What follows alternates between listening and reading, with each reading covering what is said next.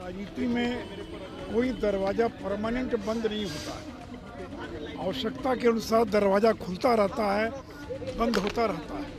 हम लोग चाहे कुछ हो जाए, लालू जी नहीं झुके भाजपा के आगे तो तेजस्वी भी नहीं झुकेगा। आप सब लोग लालू यादव हैं, आप सब लोग तेजस्वी यादव हैं। बिहार में सियासी उठापटक की हलचलें तेज हो चुकी है। पूरे देश की नजर बिहार की सियासत पे है, नीतीश कुमार पे है। हर पल नीतीश कुमार की खबर को अपडेट किया जा रहा है, क्योंकि नीतीश कुमार किसी भी वक्त बिहार की सत्ता को बदल सकते हैं, एक बड़ा ऐलान कर सकते हैं। फिर से एनडीए के साथ नीतीश कुमार की जाने की खबरें लगभग पक्की हो चुकी है। बिहार की सियासत में भूचाल आ चुका है और आज पटना में अलग अलग पार्टियों द्वारा बैठक पे बैठक बुलाई जा रही है, मीटिंग पे मीटिंग चल रहे हैं, चाहे वो जेडीयू हो या फिर आरजेडी या फिर भाजपा।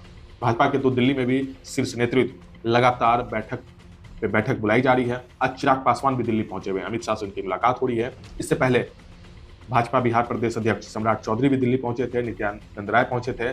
तमाम तरह की चीजें लगातार सुर्खियों में चल रही है और बिहार की सियासत इस वक्त एक ऐसे मुकाम पे है जहां पे नीतीश कुमार किसी भी क्षण बड़ा फैसला ले सकते हैं। एक बार फिर से बिहार की सरकार बदल सकती है, भले ही वो भाजपा के साथ नीतीश कुमार सत्ता पे बैठे हैं या फिर कोई तीसरा फ्रंट इसमें एक बड़ा खेल कर सकता है, कोई तीसरा चेहरा सबके सामने आ सकता है। इन सारी चीजों को लेकर के इस वीडियो में चर्चा करेंगे। नमस्कार, मेरा नाम है शुभम और आप देख रहे हैं कुर्सी मिरर बिहार। सबसे पहले अभी की अपडेट आपको बता दें कि लगातार पटना में बैठक की जा रही है, चाहे वो आरजेडी हो या फिर जेडीयू। अभी कुछ घंटे पहले नीतीश कुमार भाजपा नेता के साथ बक्सर पहुंचे थे, मंदिर के दर्शन को लेकर के उनका एक कार्यक्रम था। लेकिन नीतीश कुमार फिर से पटना पहुंच चुके हैं और सबकी नजर नीतीश कुमार पे है। वहीं इसी बीच खबर आ रही है कि आरजेडी की तरफ से भी जेडीयू विधायकों को ऑफर दिया जा रहा है, यानी जेडीयू भी दांवपेच का खेल खेलना शुरू कर चुकी है। जेडीयू विधायक को भी लोकसभा का टिकट देने का ऑफर दिया जा रहा है। कई जेडीयू विधायक आरजेडी के संपर्क में हैं। सूत्रों से यह खबर आ रही है कि कई सारे विधायक हैं जो तेजस्वी के संपर्क में हैं, यानी तेजस्वी भी अपना दांवपेच खेलने में लगे हैं। लालू प्रसाद यादव भी इस बार नीतीश कुमार के सामने मुकाबला करने के लिए तैयार है। लेकिन पूरा समीकरण क्या होगा, कैसे नीतीश कुमार लालू प्रसाद यादव के समीकरण को तोड़ करके एनडीए में फिर से वापसी करेंगे, जीतन राम मांझी की क्या भूमिका होगी, इन सारी चीजों पे इस वीडियो में चर्चा करेंगे। सबसे पहले आपको बता दें कि जो बिहार विधानसभा का जो सीट है वो 243 है और यहाँ पे आपको सरकार बनाने के लिए जो बहुमत है वो 122 का चाहिए। अभी इस समीकरण की अगर चर्चा करें तो आरजेडी सबसे बड़ी पार्टी है, 79 सीट आरजेडी के खाते में है। तो वहीं दूसरे नंबर पे भाजपा है, भाजपा के पास 78 सीट है, जेडीयू के पास 45। अब अगर समझिए कि अगर नीतीश कुमार एनडीए का दामन फिर से थामते हैं तो भाजपा पूर्ण रूप से सरकार बनाने के लिए सक्षम है। कैसे? 78 भाजपा के विधायक हैं, 45 जेडीयू अगर साथ आती है, प्लस 4 हम के यानी जीतन राम मांझी के, और एक निर्दलीय है जो सुमित कुमार सिंह है, वो भी अभी नीतीश कुमार के साथ ही है। अगर उनको भी जोड़ लिया जाए तो टोटल जो है वो 128 का आंकड़ा छूता है। चाहिए कितना? 122, यानी बहुमत की सरकार एनडीए फिर से बिहार में बना लेगी। भले ही मुख्यमंत्री की कुर्सी पे नीतीश कुमार बैठे हैं या फिर जीतन राम मांझी की भी चर्चा कहीं ना कहीं सामने आ रही है, लेकिन नीतीश कुमार ही विराजमान होंगे। इसके साथ ही 2 उप मुख्यमंत्री की भी चर्चा है। इसमें रेणु देवी रेस में आगे चल रही हैं। हालांकि अभी जो है कोई आधिकारिक तौर पे कोई अभी पुष्टि नहीं हुई है, लेकिन नीतीश कुमार कुछ ही क्षण में, कुछ ही देर में बड़ा फैसला लेंगे। हालांकि कई सूत्रों से यह भी खबर मिल रही है कि नीतीश कुमार कल 10 बजे इस्तीफा सौंपेंगे और फिर शाम को शपथ ग्रहण में हिस्सा लेंगे, शामिल होंगे। लेकिन जो समीकरण है उस पर आते हैं तो यहाँ पे पूर्ण बहुमत एनडीए की बन रही है। अब अगर आरजेडी की बात करें तो आरजेडी 79 सीट पे है। उसके अलावा लेफ्ट की 16 सीटें और कांग्रेस की 19 सीटें और एआईएमआईएम से एक विधायक हिमात अख्तरुल इमान, वो अभी ना तो एनडीए के साथ है और न ही महागठबंधन के साथ। लेकिन अगर अख्तरुल इमान एआईएमआईएम की पार्टी भी अगर तेजस्वी का साथ देती है तो टोटल बहुमत अगर आप जोड़िएगा तो ये करीब 115 के आसपास आता है, 115 होता है। फिर भी यहाँ पे बहुमत से पीछे हैं तेजस्वी यादव, लेकिन तेजस्वी भी एक बड़ा खेल करने के चक्कर में है। लालू प्रसाद यादव भी लगे हुए हैं कि जेडीयू पार्टी के विधायकों को तोड़ा जाए। कई ऐसे विधायक हैं जो लालू प्रसाद यादव के कांटेक्ट में हैं, उन्हें लोकसभा के टिकट का ऑफर दिया जा रहा है। इस तरह से पूरी समीकरण चल रही है।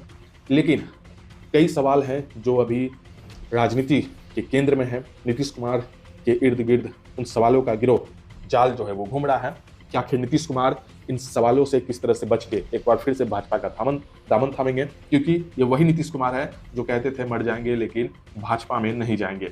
हाल फिलहाल के दिनों में भी नीतीश कुमार ने कई सारी टिप्पणी की है और भाजपा की तरफ से भी लगातार कहा गया कि नीतीश कुमार के लिए हमेशा दरवाजा बंद हो चुका है। चाहे वो गृह मंत्री अमित शाह ही हो, वो भी कह चुके हैं, जब बिहार दौरे पे ही थे तो अमित शाह ने कहा था कि नीतीश बाबू के लिए तो हमेशा दरवाजा बंद हो चुका है। और जब समीकरण बदला, जब चीजें चर्चा का विषय बनी, नीतीश कुमार सत्ता के केंद्र में थे, तब सुशील कुमार मोदी भाजपा के वरिष्ठ नेता, उन्होंने कहा कि राजनीति में परमानेंट दरवाजा बंद नहीं होता है, यानी भाजपा के अब सुर बदलने शुरू हो गए। वहीं जदयू की तरफ से बड़बोले विधायक गोपाल मंडल भी लगातार कह चुके थे कि अगर नीतीश कुमार भाजपा का दामन फिर से थामेंगे तो नीतीश कुमार का राजनीतिक पतन हो जाएगा। लेकिन आज वही विधायक, वही बड़बोले गोपाल मंडल ये कह रहे हैं कि नीतीश कुमार जो भी फैसला लेंगे उनके साथ हैं, क्योंकि नीतीश कुमार को वो तवज्जो महागठबंधन में नहीं मिल रहा है। इसके साथ ही नीतीश कुमार आला कमान है, उनके फैसले से बढ़ के कुछ भी नहीं है। तो इस तरह से राजनीति की समीकरण जो है वो बढ़ती हुई दिख रही है, बदलती हुई दिख रही है। लेकिन अभी भी Nitish Kumar full action mode में है। लगातार नीतीश कुमार को लेकर के चर्चाएं तेज हैं। वहीं तेजस्वी यादव ने भी बैठक बुलाई है और तेजस्वी यादव का एक बयान अभी सुर्खियों में है। तेजस्वी यादव ने कहा है कि जो भी तस्वीर हो उसे स्वीकार करेंगे और जनता मालिक है, जनता तय करेगी। तेजस्वी यादव की मीटिंग से यह खबर सामने आई है कि तेजस्वी यादव ने कहा है कि जनता मालिक है, हम लोगों को जनता के बीच जाना है और बताना है कि हम लोगों ने क्या काम किया है। जनता मालिक होती है, जनता तय करेगी। ये सारी चीजें अभी चल रही है, लेकिन अभी कोई आधिकारिक तौर पे कोई फैसला नहीं आया है। नीतीश कुमार को लेकर के लगातार चीजें अपडेट हो रही हैं और कल ऐसी उम्मीद है कि नीतीश कुमार इस्तीफा सौंपेंगे और चीजें जो है फिर बदल जाएगी। लेकिन इस बीच आरजेडी जो है वो पूरा प्रयास कर रही है, चाहे वो मांझी को अपनी तरफ लाना हो। यहाँ तक खबरें आई कि जीतन राम मांझी को मुख्यमंत्री तक का ऑफर दिया गया है, यानी कि हम पार्टी के संरक्षक जीतन राम मांझी को भी आरजेडी की तरफ से ऑफर दिया गया है कि उन्हें मुख्यमंत्री का पद दिया जाएगा अगर वो एनडीए घटक दल से अलग होकर के महागठबंधन का हिस्सा बनते हैं। तो इस तरह से चीजें चल रही हैं। वहीं दूसरी तरफ आपको बता दें कि प्रशांत किशोर, राजनीतिक सलाहकार, उन्होंने भी अपना बयान दिया। प्रशांत किशोर का कहना है कि नीतीश कुमार यह बखूबी समझते हैं कि एनडीए के साथ उनकी जो बची खुची पारी है वो चल सकती है, क्योंकि अगर वो महागठबंधन के साथ रहेंगे तो वो 5 सीट भी नहीं ला पाएंगे। यह मैंने कई बार कहा है। इसलिए अब जदयू पार्टी को लगता है कि जब प्रशांत किशोर ऐसा कह रहा है तो यह सच ही साबित होगा। इससे पहले ही अपना पाला पलट लो या फिर एनडीए के साथ चले जाओ तो कुछ ना कुछ सीट तो बच जाएगा, कुछ ना कुछ सत्ता जो है वो बची रहेगी। इस कारण से नीतीश कुमार बौखलाहट में है और इस तरह से जो है राजनीतिक समीकरण बदलने की कोशिश कर रहे हैं। वहीं दूसरी तरफ चिराग पासवान की बात करें तो कई भाजपा नेता जो हैं नीतीश कुमार को फिर से वापसी लेने के पक्ष में हैं, तो कई नाराज भी हैं कि नीतीश कुमार से अब भाजपा का कोई लेना देना नहीं है। नीतीश कुमार अब बिहार के लिए कोई बड़ा फैक्टर बचे ही नहीं है, क्योंकि नीतीश कुमार ने अपनी गरिमा खुद से खराब कर ली है और भाजपा एक अच्छे मैदान में है, एक अच्छा उनका वोट बैंक बन चुका है।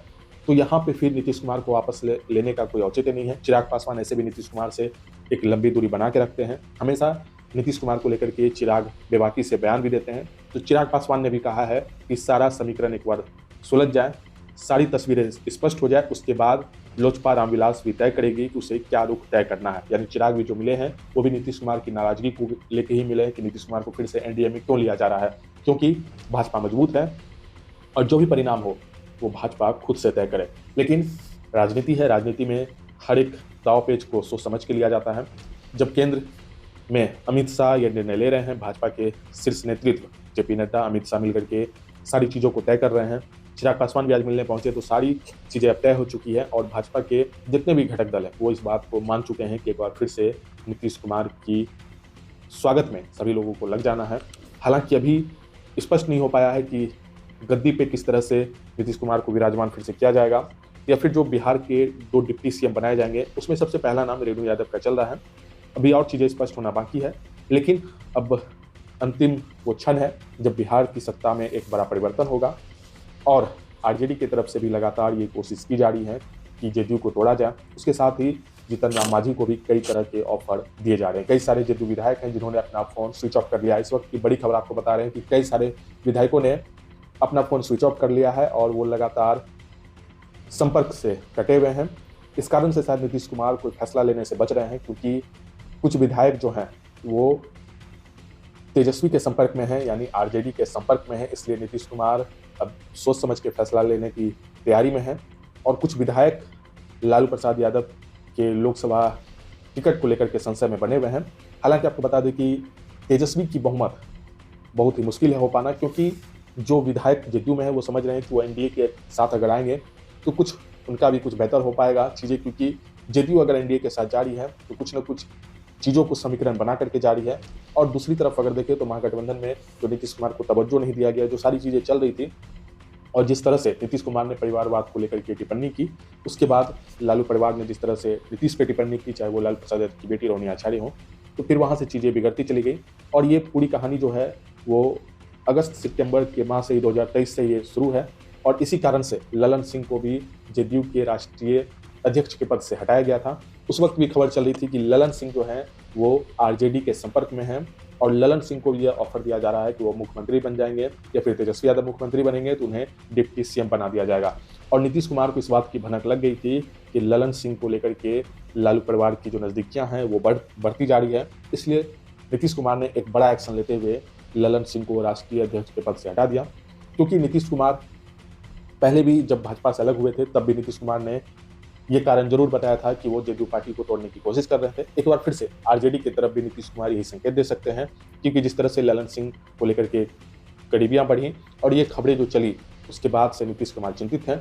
इस कारण से ललन सिंह को पद से हटाया गया। उसके बाद से ही समीकरण बिगड़ना शुरू हो गया था। उसके बाद कांग्रेस एक बड़ा फैक्टर भी रहा, क्योंकि कांग्रेस को लेकर के नीतीश कुमार की नाराजगी हमेशा मीडिया में रहती थी। वो कई बार कह चुके थे कि भले उन्होंने आगे बढ़ करके इंडिया गठबंधन की नींव रखी, लेकिन इंडिया गठबंधन में कांग्रेस अपनी भूमिका को उतने अच्छे से नहीं निभा पा रही है। कई बार नीतीश कुमार ने इसको लेकर के अपनी नाराजगी स्पष्ट रूप से जाहिर की थी।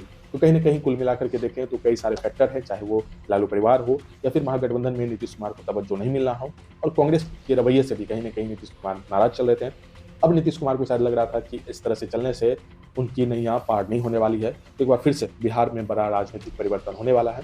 फिलहाल इस मुद्दे पे जो भी अपडेट आएंगे वो आपके साथ साझा करेंगे। आपकी क्या राय है कमेंट बॉक्स में जरूर लिखें। अगर आप इस पूरी खबर को यूट्यूब पे देख रहे हैं तो हमारे चैनल को सब्सक्राइब कीजिए। अगर आप फेसबुक पेज पे देख रहे हैं तो हमारे पेज को फॉलो कीजिए। वीडियो देखने के लिए धन्यवाद।